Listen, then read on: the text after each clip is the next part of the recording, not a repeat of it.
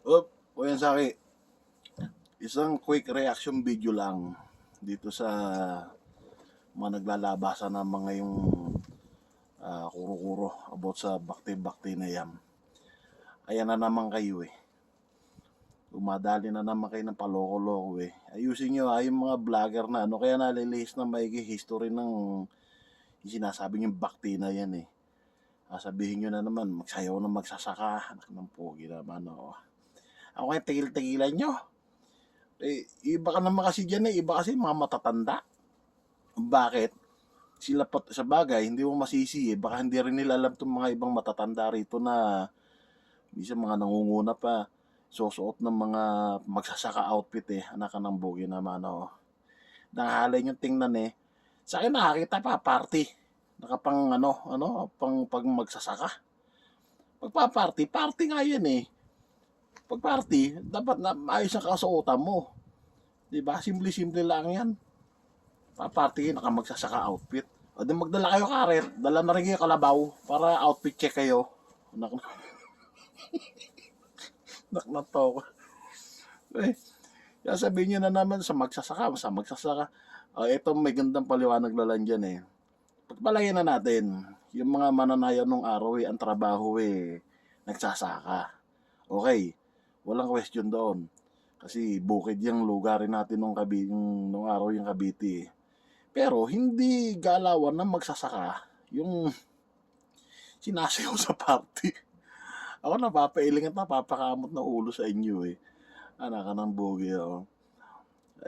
Ang ano dyan, ang magandang paliwanag dyan, yun ang trabaho nila ng mga mananayaw ng nagparty nung araw na yan.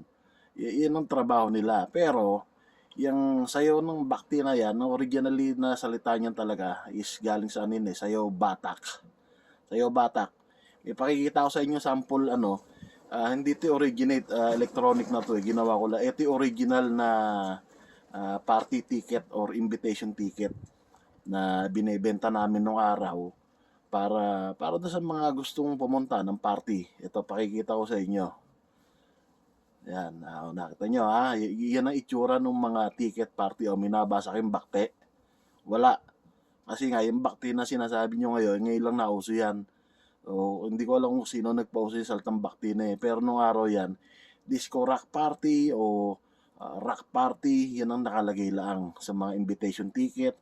Kahit sa mga banner na nakalagay sa tabi ng kalsada. Kami nung araw sa Malagasang, nilalagay namin niya sa gitna ng kalsada, banner. Inaano namin yan, sinasabit namin sa taas yan, sa poste. Tapos, ano pa, isa, sabi no isang batibot, ay, sinasayoan niya yan ng mga bata ngayon eh. Ibig sabihin, mga bata, adik na rin. Timotong tulig na to. Ngayon niya, sinasayo ng mga bata yung kanta na apati eh. Di Koreano na rin sila. Koreano na rin. Di ba? Tulig. Natural sasayawin ng mga bata eh. Uso eh. Di ba? Uso. Yan ang usong nakikita ng mga bata. Hindi ko naman sinabi na lahat ng nagpa-party adik. Hindi ko naman, may sinabi ba ako? Ang sinasabi ko is, yung galaw na yan, ang galaw na yan hindi galing sa magsasaka na forma, hindi galing sa magsasaka na sayaw ya, hindi. Ang sayaw na yan ay nanggaling do sa, ewan ko alam, hindi naman alam ng mga bata to eh, yung mga millennials ngayon. At kahit yung ibang matatanda na hindi naman mahilig magpa-party, sa ngayon na lang naririnig, hindi nyo rin alam nyo ba yung cup syrup? Yung nung araw na syrup na iniinom noon na pagka ininom cloud9 ang dating mo, para ka nasa cloud9. Kaya pagka sumayaw na slow na. Yung nga rock and roll nagiging slow rock ang sayaw Alam nyo ba yon? Hindi nyo alam yon. At nung kausuhan nung 70s, 80s mga marijuana na mga nagdudurog muna bago magparty ang mga yan. Durog tapos inom, kaya pagka sumayaw, robot na. Paulit-ulit na lang tayo paulit-ulit na lang. I-share nyo nga itong video na to. Isampal nyo sa mukha ng mga kaskwela nyo, mga batibot na kaskwela nyo. Ito, sabi ni Kuya Saki, ito anya ito to. Pisyado na paniwala ni Jessica Sowe, ubod ang uungas ng mga reporter yung mga researcher noon. Siya daw yung nagpapaniwala roon. Anak ng bogi naman, oh. Mahilis na mahilis ang history ng sayaw ng Kabiteño na yun, eh. Ulitin ko, nag-iisang ambag ng mga adik nung araw sa Cavite.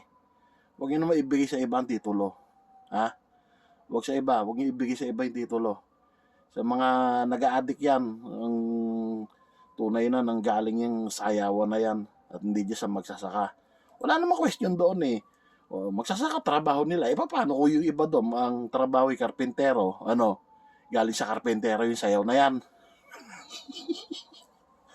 Nakabog. Kuya Saki, tigilan nyo nga ako. Siya na kayo.